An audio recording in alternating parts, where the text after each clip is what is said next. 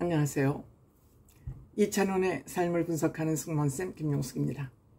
KBS 예능 하이엔드 소금쟁이 이찬원 씨가 메인 MC를 맡고 아주 잘 진행을 하고 있습니다. 이 프로그램을 보면서 제가 좀 드는 생각은 MZ 세대들의 생활 방식을 공부하게 되고, 전 나이가 많이 먹은 입장이니까요. 부모님들에게는 자녀들이 이러한 모습으로 생활을 하고 있구나, 살아가는구나, 자녀들의 생활 패턴을 알고 이해하는 그러한 공감대를 만드는 그런 프로그램이라는 점에서 의미 있다, 이렇게 생각됩니다. 의미가 있지만 한편 이 프로그램을 보면서 시청자들은 객관적인 눈으로 내가 지금 저런 모습은 아닐까? 내가 저렇게 살면 안 되겠네? 앞으로 이렇게 계획을 세워서 살아야 되겠네? 반성도 하고 계획도 세우고 여러 가지 의미에서 아주 좋은 프로그램이다. 앞으로 예능은 이런 방식으로 갈 것이다. 성장 예능, 감성 예능, 정신 예능, 모든 것이 어우러진 이러한 예능이 앞으로는 대세를 이루겠다. 그 대세의 중심에 이찬원이라는 사람이 서 있다. 그래서 앞으로 이찬원 씨는 매우 바빠질 것이다, 이런 생각이 듭니다. 이번 주 소금쟁이 19회에는 쌤이라는 얘기를 우리 대중들에게 확산시킨 개그맨 김쌤, 김홍식 씨인가요?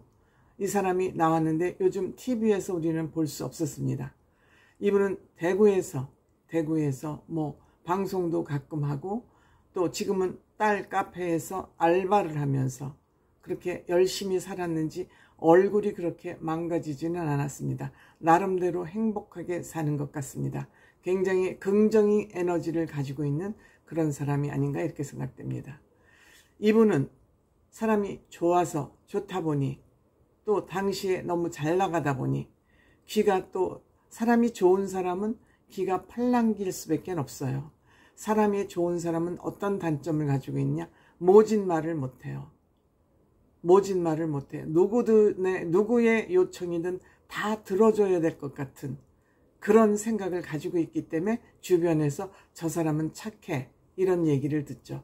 착한 사람에게 가장 위험한 요인은 남의 말을 잘 듣기 때문에 속 키우기 쉽다, 사기를 당하기 쉽다, 이런 단점을 가지고 있죠. 어쩔 수 없이 좋은 사람한테 따라다니는 단점일 수밖에 없습니다. 이분도, 김쌤도 역시 그런 사람이 아닌가 생각합니다. 사람에게 돈을 빌려달라고 그러니까 그 자리에서 3억을 턱 빌려주고, 누가 이 주식이 앞으로 오를 거라 그러니까 주식을 조금 투자했다가 거기서 조금 돈을 버니까 주식을 2억을 투자해서 지금 남아있는 돈이 800만 원. 4%만 남기고 나머지는 다 잃어버리는 그러한 지금 생활 속에서, 또 딸네 집에서 커피숍 알바를 하고 있는 것 같습니다. 그래도 집은 안 날린 것이 다행입니다. 날린 거나 다름없지만 날리지 않고 계속 지금 주담대 대출을 받아서 여기에 이자를 계속 넣고 있는 그런 상황입니다. 그럼에도 그 집을, 지금 담보대출을 받은 그 집을 지금 20년 넘게 살고 있다고 합니다. 그래도 이 집을 뜨지 못하는 것은 그 집을 팔고 한번 부동산 투기를 했으면 조금 더 나은 환경, 또 재테크를 했을지도 모르는데, 그 집을 못 떠나는 이유는 그 집을 살고 그 집에서 살면서 김쌤이라는 프로그램으로 떠서 전성기를 이뤘기 때문에 그 집을 뜨지 못하고 있다고 합니다. 집도 깨끗하게 정리가 잘 되어 있네요. 맞다리 지금 커피숍이 그대로 영업이 잘 되는 것 같고요. 아마 이 김쌤은 이찬원 씨하고 사적인 인연이 있지 않나, 이렇게 생각이 듭니다. 부모님하고도 조금 소통이 있고 그런 것 같습니다. 이 김쌤이 폭석클럽을 통해서 너무 잘 풀리자, 슬슬 풀리자 야구 시구까지 하고, 야구 시구장에서 애국가까지 야구 시구를 하는 사람은 그 당시에 가장 핫한 사람이 시구자로 초청받는 경우가 많기 때문에 이 김쌤의 인기가 어떠했는지를 우리는 알 수 있죠. 제가 말씀드리지만 우리들이 대중들이 그 사람의 이름을 알고 외울 정도면 이 사람들은 그 시기에 평생 먹을 먹거리를 장만하는데 부족함이 없이 그렇게 돈벌이가 괜찮습니다. 그런데 지금 이 집을 팔아야 되냐 말아야 되냐를 가지고 여기에 출연을 했습니다.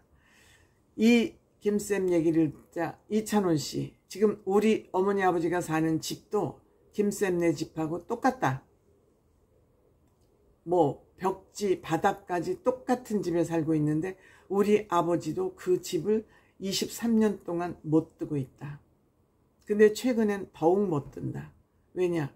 본인이 이찬원 씨가 그 집에서 좋은 일들이 너무 많았고 또 최근 한 4년 이상은 이찬원 씨가 최고의 시대를 인생 전성기를 지금 구가하고 있기 때문에 어머니가 이 집을 더욱 못 판다. 그래서 어머니나 김쌤이나 그러니까 이찬원 씨의 부모님이나 김쌤이나 모두 이 집을 부적으로 생각하는 거 아닌가, 저는 그렇게 생각이 듭니다. 여러분들 부적을 어떻게 생각하고 계시나요? 이 부적을 너무 믿는 것도 저는 바람직하지 않다고 생각합니다.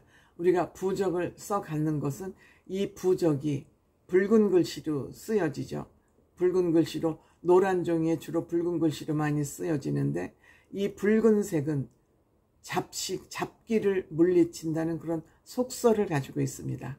즉 잡기를 물리쳐서 우리를 보호하고 어두운 귀신으로부터 우리를 막아준다. 이러한 속설 때문에 우리가 부적을 써서 가지고 다니는데 특히 중국에서는 대문을 붉은색으로 하는 경우가 많습니다. 그 이유는 귀신은 밤에만 움직이기 때문에 어두운 것을 좋아하죠. 그래서 귀신이 나오면 짠 하고 검정색이 쫙 나타나지 않습니까? 그래서 귀신은 음지에서 활동을 하기 때문에 밝은 색을 싫어한다. 그렇기 때문에 빨간색, 밝은 색의 상징인 빨간색을 대문으로 하고 부적을 갖고 다님으로써 귀신들의, 나쁜 잡기들의 범접을 막는 그런 역할을 하고 있기 때문에 우리는 그것을 부적이라고 하는 것이죠. 그래서 이찬원 씨 부모님이나 김쌤은 집을 부적으로 생각하는 거 아닌가, 이런 생각을 저는 해봤습니다. 어쨌든 뭐 잘 지금 필쌤이 잘 집을 팔 거냐 말 것이냐도 남의 귀가 팔랑귀로 하지 말고 본인이 판단을 해라. 본인을 판단을 해라. 즉 집을 팔 것이냐 말 것이냐를 판단하는 기준은 그 집의 입지가 치안이 좋으냐, 요즘 하도 험한 일이 많이 벌어지니까요. 치안이 좋으냐, 교육 환경이 좋으냐, 즉 아이들 교육하기에 좋으냐, 뭐 파락군 이런 것도 중요하지만 아이들 키우기에 주변 환경이 좋으냐, 즉 도덕적으로 나쁜 유해 환경이 없느냐, 또한 교통 환경이, 교통도 굉장히 중요하죠. 물론 요즘은 다 자가용을 가지고 있기 때문에 이 교통 환경이 세 번째로 밀려난 것 같습니다. 그 다음에 자연 환경이 좋냐, 요즘은 자연을 사람들이 많이 갈구하고 있지 않습니까? 그래서 이 네 가지 입지 조건을 가지고 내가 이사를 갈 것인지 말 것인지를 판단하면 좋겠다. 이거는 김쌤에게만 해당되는 게 아니라 시청을 하고 있는 대중들에게도 해당이 되는 얘기 아닐까 합니다. 좋은 팁이라고 생각됩니다. 치안, 생명이 가장 중요하죠. 교육 환경, 이 교육 환경은 어린이에게만 해당되는 게 아니라 어른들에게도 저는 이 교육 환경은 중요하다고 생각됩니다. 우리가 평생교육이라 하지 않습니까? 그 다음에 교통, 그 다음에 자연. 저는 교통 환경이 가장 중요한 핵심 요소인지 알았더니 필쌤의 경우에는 그렇지가 않군요.